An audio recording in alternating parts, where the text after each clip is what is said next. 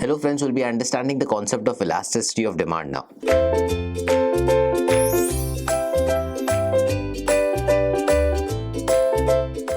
Now, the relative change in the quantity and the price of it is something that we have understood that is known by elasticity. Now, let's understand more details on this.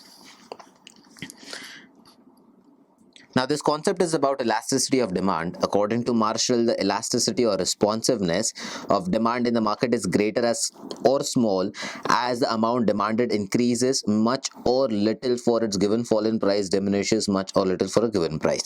So basically, for every increase or decrease, there is an equal and opposite reaction. If there is an increase in the price, quantity is less. Decrease in price, then the quantity increases. So that same thing Marshall has explained here. Now, the next concept refers to the concept of elasticity. Demands refers to the degree of responsiveness of demand of a good to the changes in its determinants. So, if the determinants are changing, what is the degree of response for that specific good is something that I've explained here.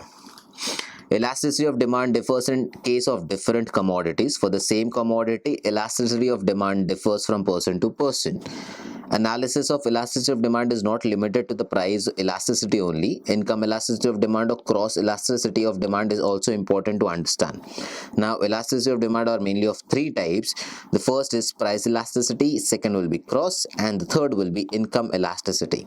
So basically, these are the things that you have understood here, whereby income, price, and cross elasticity are the three kind of elasticity of demand that we have discussed about.